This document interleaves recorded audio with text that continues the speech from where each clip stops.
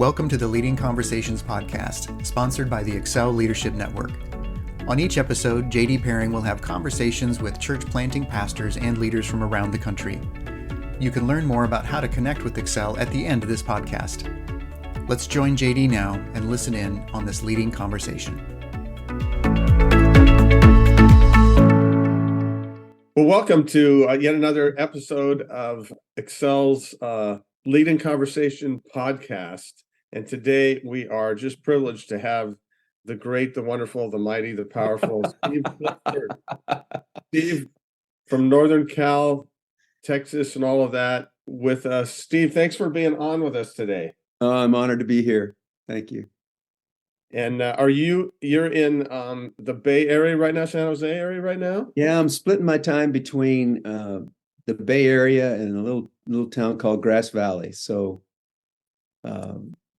moving into a new phase of life, the third adventure is what we're calling it.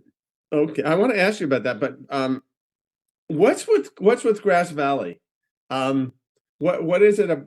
My wife and I we had a day off a month or so ago. So, well, let's just go for a drive. We ended up in Grass Valley, and I was thinking of you, and I was wondering, okay, what do I need to know? Why Grass Valley? So a little over 20 years ago, there was a family in our church who owned some property in Grass Valley, and they had a little cottage, a grandma unit behind the house, little 600 square foot little cottage that they started naming Clifford's Cottage, and they just let us use it whenever we wanted to for free.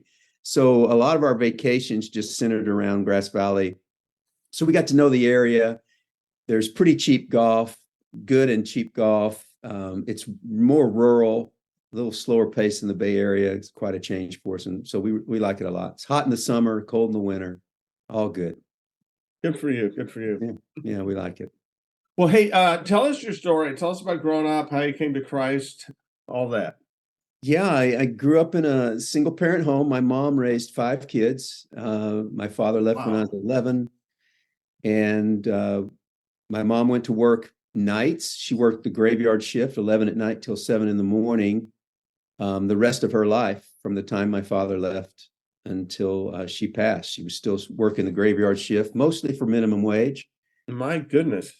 Yeah, and so the family grew up in subsidized housing, what were called the projects in the Dallas area, and so that was kind of where we came from. I was the poorest white boy you ever met. So I was anyway. So, but along the way, a coach. I had one distinguishing thing. I wasn't particularly bright. But I could run fast. And so a coach took notice of me, and athletics became a part of my growing up. And that coach, this man named John Hacker, began to invest in my life and to plant a dream in my life that I might go to college. Nobody in my family had ever gone to college. And planted that dream that I might be able to be a high school teacher and a football coach, and follow in his footsteps. And so that was planted when I was 15. And so that started getting me out of trouble. I was in a lot of trouble in my early teens. 15, athletics started keeping me in school and keeping me out of some trouble. I was still in a little bit. But a guy came to me in the ministry of Young Life, came and said, I have a scholarship for you to go to summer camp. I was 17 going into summer before my senior year, and had never been really out of the state that I remembered. We moved when I was very small into Texas, but I didn't remember being out of the state. So I said, I'll go. All the cheerleaders seem to be going, so I'll go too. And at that camp, a speaker there at the camp presented that the resurrection actually had historical evidence. And I embraced at that camp in Colorado, at a Silver Cliff camp in Colorado at a Young Life retreat. I embraced the reality of the resurrection and I've never looked back. By God's grace, I was radically saved, taken out of trouble. The group of I tried to go to church. They kicked me out. Literally got kicked out of church because my language was bad. I had grown up cussing and grew up in a home that cussed. And so whenever I would say a few words that the youth guy didn't like, I came 2 times. And after the second time, he said, you can't come back till you clean up your language. Do we need to be aware of that on this podcast here, Steve? Is that well, it might happen, but you've got an editing process that'll keep you all where I won't sink the ship. So, but I instead I got surrounded and began to be discipled by the young life leader that had invited me to that camp. He was a student at Dallas Seminary at the time. And so I discipled by some really quality people. I got thrust into ministry way before I should have. I remember being thrust into ministry during my senior year. I hadn't been a Christian 6 months, and they put me in that. And then another year later, I was leading in my own young life group. And so from there, I went into coaching, got married, had 2 beautiful children. And at age 30, felt like God was asking us to do something different. And through the prayer and the searching that Dana and I, my wife, made, we gave a friend of ours a commitment of 2 years to help with a church, and said, we'll help with a church for 2 years, then we'll head back to coaching and get back to what we're supposed to do. And that was 1987. And we've been pastoring ever since. Wow. So it was a 2-year commitment. Yeah. I thought I'll give him a couple of years and then I'll get back to coaching. I loved coaching. And in fact, I think I'm really, I identify more as a coach than I do as a pastor. What kind of coaching were you doing? I was doing football coaching for high school in the wonderful state of Texas. Living the Friday Night Light. Oh, wow. And so, wow. So you did that. So, okay. So was that a call to ministry, or was that just, hey, let's go do this, and we never stop? I mean, I don't know. I'm uncomfortable with the calling language because it sometimes seems as a way of us having an excuse to do what we want to do anyway. I had the impression and the opportunity to help with this church. I felt like God, in between both mine and my wife's time with the Lord, we felt like that's where He was leading us to make that move. The blessing of God and the expression of the gifts in my life have affirmed that move, and it's been a wonderful, beautiful thing to be in 3 different. I've worked in 3 churches. All 3 churches I've loved, and they have loved me and treated me with respect and honor and freedom to express my gifts. I've had wonderful church experiences in all of my. I know that discourages some of our listeners because they're in a situation that's very hard. Just a side note, I used to believe that I was in good churches because I was a good leader, but I don't believe that. I stopped believing that years ago. I believe that I was in good churches because that's what I could handle. And I couldn't handle a hard church. I would have quit. And so God put me in a situation where I was a little easier load than some of our brothers and sisters that are listening probably have. But that's a wonderful testimony, Steve, that there are plenty of good ministries out there, good church. People talk about church hurt, but not every church is dispensing that. There's lots of those out there. So that's good. It was the first one in Texas? First one was in Texas, a little tiny church, the first church I ever went to. I never attended a church outside of those 2 weeks that I got kicked out of until I was 23. And as a football coach, I attended that church in my 20s. And then that's the church that I came back to at age 30 when I started pastoring. That's the church that was originally the first church I worked at, with a wonderful lead pastor named Chip Ingram, who was really my only pastor for the first 20 years of my Christian life. So that explains a little how you got to California and Santa Cruz. How did that happen? Yeah, Chip came out to Santa Cruz, and I stayed in Texas at the little church called Country Bible Church. And he came out, and then he invited me out to do some worship leading for a Saturday night service they were wanting to start, and college ministry there in Santa Cruz. And so that I came out of rural, small town East Texas and got thrust into Santa Cruz. That was the culture shock of our life. But that church was wonderful to us, and it was a beautiful experience. The church really grew. We saw it grow a ton. I had Chip entrusted me with a lot of different opportunities to do different types of ministry. I've done college ministry and youth ministry, worship ministry, small group ministry, missions, leading staff on the executive level. I've had opportunities there at that church that really prepared me for what God was going to ask of me when I moved to Westgate. Before we get to Westgate, what was it like living in Santa Cruz? It was, I moved from a culture where the young people that I was working with all had skull can circles in their blue jeans in their back pocket, and wore cowboy hats and dipped snuff and rode, just country kids. I moved into a skate surfs culture where kids wore their pants baggy and their hats crooked, but they all had the same desires and needs, and Christ was still the answer for both cultures. It was just took a while for an old country boy like me to get it all straight, but it was a great experience. Very difficult. It was difficult to lead family, and so that part was very difficult, but it was a beautiful experience as well. 10 years in Santa Cruz. What do you mean difficult to lead family? I mean, I could guess. I was in Santa Cruz a week ago. Oh. Just so beautiful. I didn't want to leave. I was there for like 3 hours and just turned around and came back. But I know it's not an easy place to live. How did the family stuff work?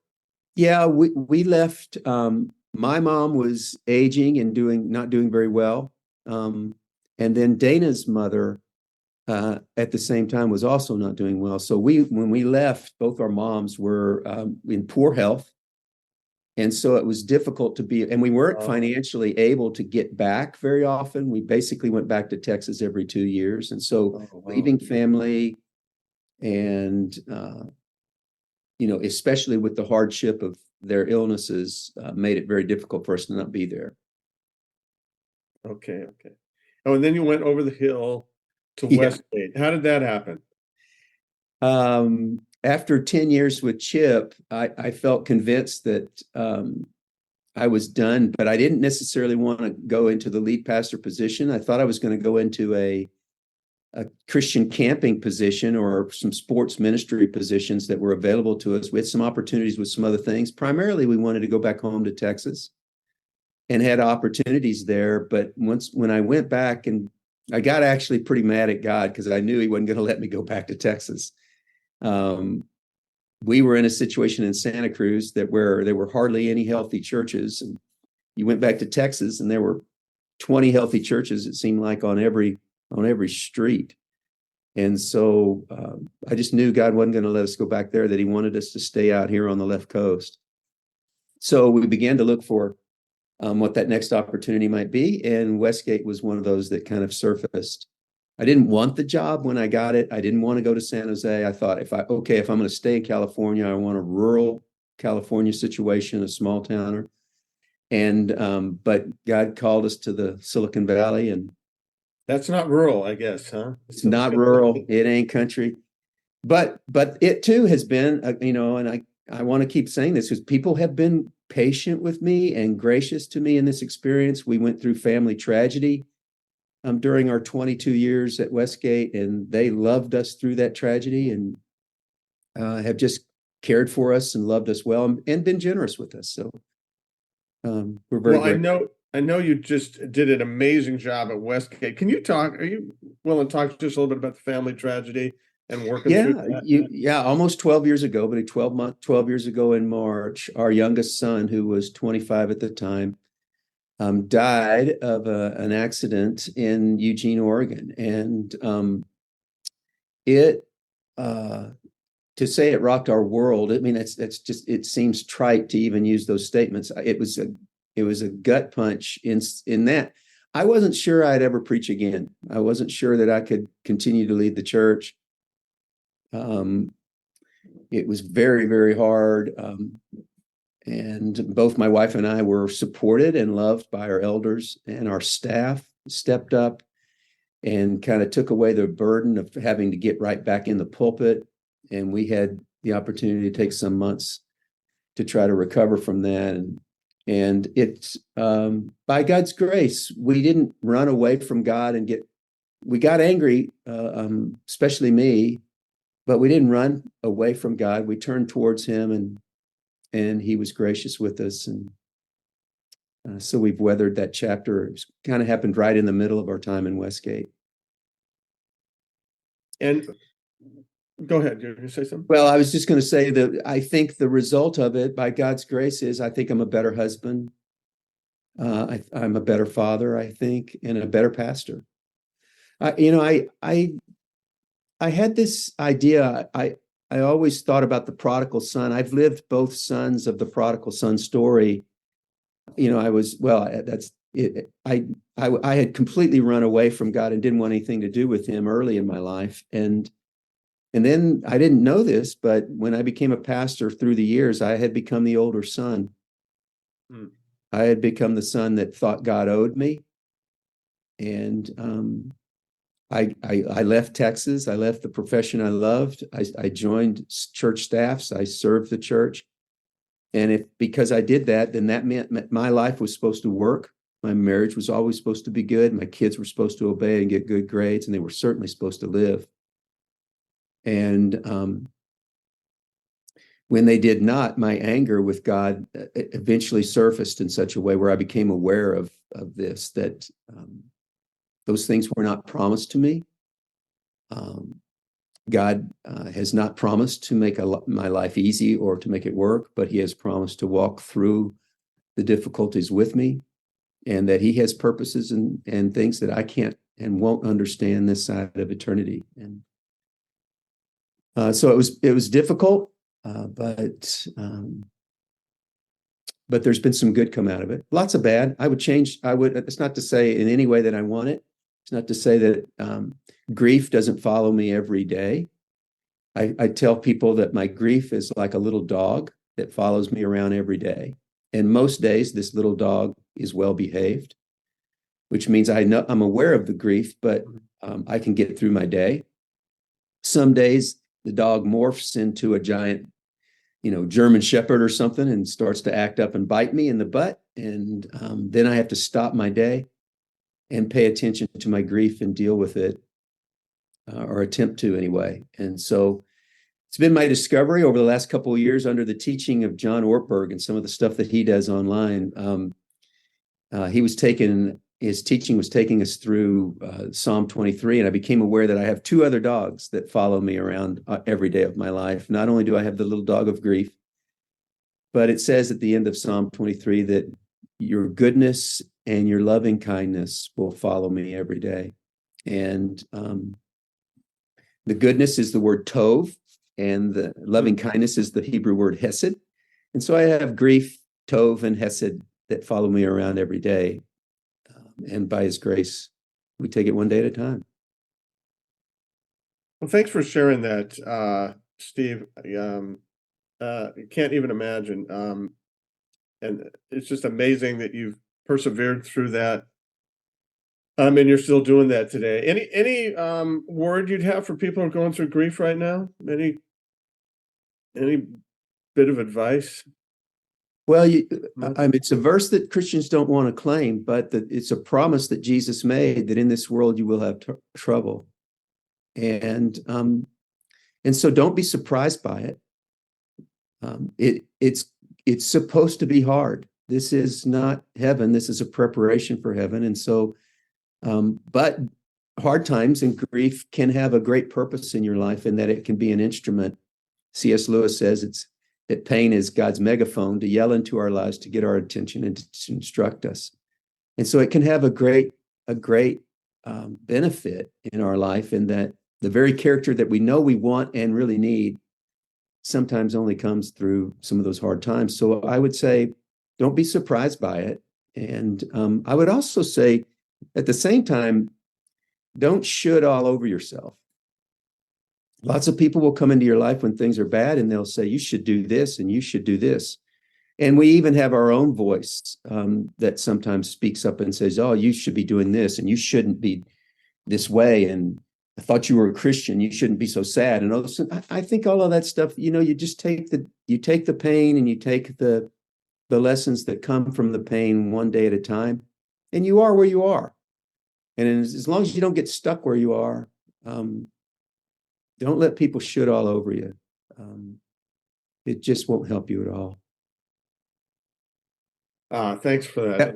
That was close, but I didn't cuss there, so I think you're still okay. we still have a little bit of time left. And our network is not not averse to that sort of stuff. If you're not cussing a little bit, you might not mean it.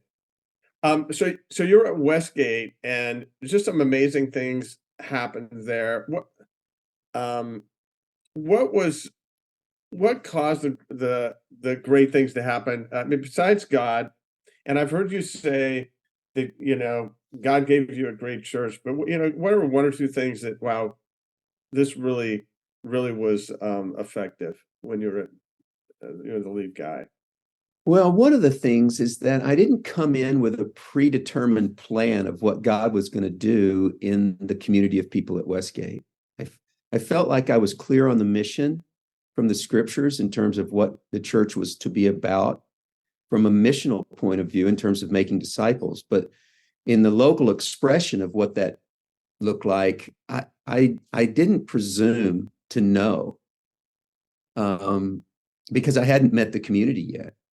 And so it was unsettling for some of the people in the interview process and in the early days at Westgate, when they would come, what's your vision? What's your vision? What's your vision?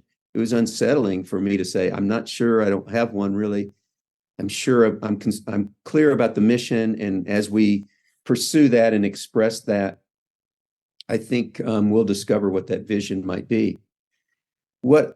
I'm so glad I did it that way, because what I discovered was there was a beautiful heart already deep inside the community at Westgate to serve and to share resources to the most unfortunate around us, the under-resourced around us, especially the younger demographics. And so helping children in some of the worst positions and situations in the world became a real focal point for us. Helping kids in our local expression in the Silicon Valley was also an easy thing to move into, because it was already deeply planted in there. And I'm so glad that I didn't come with this predetermined, here's what we will be, and just allowed God, through the expression of what was already kind of there, to give them an opportunity to express it. And it took a little while. It took a year, maybe 18 months to 24 months before that became clear. But by the time we got to year 2, it was so clear that it wasn't something I had to stir up or can bring conviction from God's Spirit or God's Word. It was already there, and it was like saying, "Okay, you ready?" And everybody's screaming, "Yeah, let's go! What have you been waiting for? Come on!" And so local expressions of service in the community, and global expressions around the world, especially to those who were under-resourced and kids, have been an easy thing for us. I want to ask you about the succession plan, because you have done that well. And I don't know how much of that was a plan or just something that happened. But you're into that for a little bit now. Talk about that and how that worked. Yeah, it was a plan. I began the succession discussions with our elder board when I was 55. And I think that was too young. And so very early, the elders said to us, man, this is just we feel like it's too early in the process. Let's come back and visit this when you're 60. And so when I turned 60, we began in earnest to begin to educate ourselves and expose ourselves to secession plans that are out there. There are some books that are out there. We brought pastors in that had gone through secession. We talked with elders of guys who had gone through this kind of a thing. So around age 60, we started to expose ourselves and make it a regular agenda item of the elder board meetings that we were having every twice a month. Then, and not every single meeting was Sure. had secession, but it was a regular part of the discussion. And then around 2017, late 2017, I began discussion with Jay Kim, certainly in earnest in 2018, and believed that I knew him. I'd known him for over 10 years, and he had been a part of our staff for a few years before he had left and gone to a church in Santa Cruz to be a co-lead there. And I felt like he was the guy. I felt like he was a Silicon Valley guy, raised here, not born here, but at a very early age, immigrated from Korea to here. And he loved the Bay Area, understood that culture.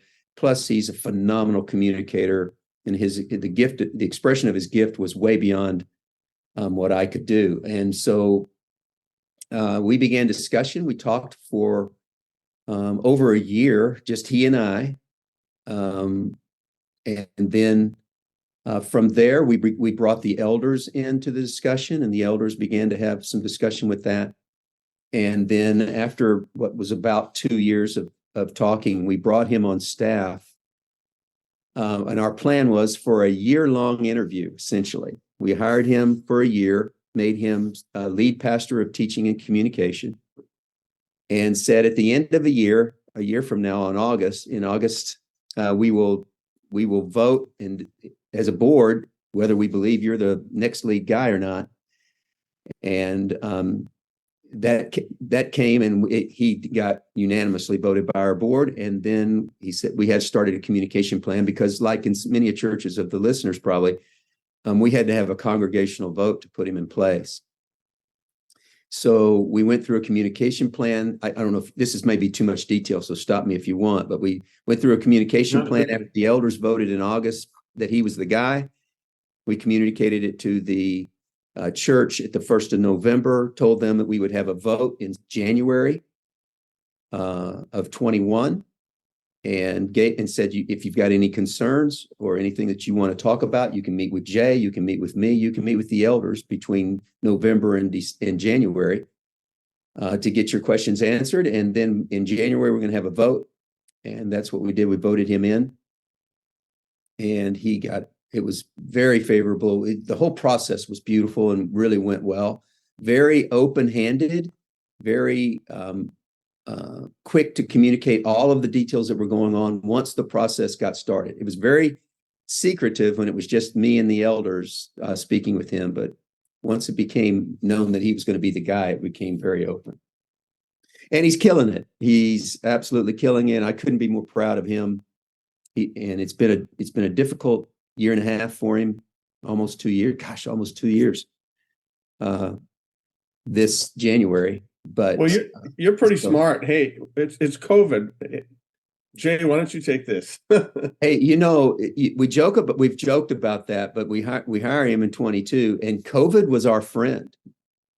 Because here's the deal, we were like all the churches, most churches, not every church shrank during the COVID thing, but we certainly did. We were trying to be compliant with the county mandates. And so we were primarily doing video stuff and then still trying to keep our life groups going. Anyway, we shrunk some during COVID. And in a secession, you can count on, traditionally what you're going to have is some kind of a dip after a change in leadership, and then it begins to build back up, hopefully. Well, nobody blamed Jay for the dip because we all blamed COVID. And so since we had taken that, now what happens is coming out of COVID, there's great momentum, there's great movement and great growth. Actually, we're surprised by how quickly some of the stuff is coming back and even exceeding it in some ways. And so he gets all those wins. All those wins are on his watch. And so in some ways, it's a perfect way to do it, because he gets all of the momentum of coming out of COVID. So COVID sucked. I mean, there's no way around it. Nobody that I know of wants to pastor a camera lens and meet with people on Zoom. That's just not what we signed up for. But it served, God, by God's grace, it served Westgate well, in that the momentum of coming out of COVID was all on Jay's watch. And he's done it well. He's led it well. But you're still there. I am. I'm still there on a part-time in a part-time capacity. I still preach for him when needed. I do some leadership teaching, and then I meet with management team and Jay on scheduled regular basis, where they can just kind of bounce off ideas from me. So yeah, it's and I'm honored to do that. To be honest with you, I'm honored. I don't have the staff meetings and the weekly demands of being in meetings and being in an office, but I get some of the benefits still of being part of. How have you pulled that off? I mean, that's a big issue. I think it's going to be done. I know it can be done, because, but they say, oh, if you're leaving, you got to leave. How did you make that happen? Because I don't think you necessarily have to, but you as a leader have to be able to take a step back. So how did you make that work? Yeah, well, let me say, I'm not saying that this is the way or even the preferred way. I mean, I think in some instances, the very best and kindest thing is for the old guy, the OG, to get out of the way for the NG, Sure. And so, but in this instance, I think one of the primary things, the only way it'll work is if you're invited to stay. So I was willing and planning to leave, and Jay came along and said, I would really like for you to stay. There's great benefits in terms of making sure I establish some healthy rhythms. Jay is saying this, that if I've got somebody to cover the pulpit on a regular basis, and you can certainly do that for me, there's some leadership potential instances I'm going to need some teaching and feedback on him. So he was very humble and invited me to stay. So first is I've been able to stay because I was invited to stay. It's not been easy. I mean, I've had to change offices and change my title and change where my picture shows up on the website. And some of the people who used to call me all the time don't call me anymore. And some of those, I'm glad they don't call me anymore. But it is not easy to stick around. But when the family is the metaphor for the church community of people, when roles change, that doesn't mean that, family members have to leave, that sometimes they can stay. And we were able to make it work because Jay and I have 10 plus years of relationship. I deeply respect him and trust him. And I think he trusts me. And so that's kind of helped it work. I want to ask you about what you're doing now. Before that, you've had a profound influence on my son, Scott. And I want him to listen to this. I'm not going to even tell him, Scott, if you hear this, I'll buy you dinner or whatever. Tell me something about Scott, because you've had a different perspective with him, and you just been a big influencer in his life. Well, he's been a giant influence for me. One of the issues, and as I'm coaching now guys that are going into succession plans and working out how to step away, one of the issues that must be settled in the OG's life is, where am I financially, and how am I going to do this? Now, I know it sounds crass to talk about money, but that's the reality of it. And to act like it's any less important, I think guys are staying way longer than they need to because they're not sure they can let go financially of the check that comes every 2 weeks. So one of the things that Scott has done for both my wife and I is he sat down with us and in a very skilled way pulled out of us, what do we hope and pray for in this third adventure of our life? And in his ability to pull that out, he was able then to take a very knowledgeable look at all of our finances. And we opened up everything we had to him. And he's been able to tell us where we are financially in this process. And the peace that has brought to my wife and I, you cannot put a price tag on it. I mean, it has been, of course, we are trusting in God to care for us. And of course, we don't know what the future will hold and where the market could go and how much we really need. Of course, all of that. But to have somebody with skill to be able to financially help plan for us and tell us you've practiced good principles, you've been a good steward. I think that given the way that you want to try to live your life and at the level that you're asking, you've got enough resources to be able to do that. Scott has done that. And I would tell everyone out there that's considering a succession plan that they must get that information from a trusted source. They must get it. So that's the area of ministry that he has had in my life is he helped us really turn the corner a few years ago. And so he does it with a vibrant faith. He does it as a good father, and he does it as a committed follower of Christ in what's going on at Westgate. And he's embraced the new regime and now supports Jay with the same fervor that he supported me before I was out of the lead chair. So, it's been a beautiful experience for us. Well done, Dad. How much joy it must bring to your heart to see him walk with Christ.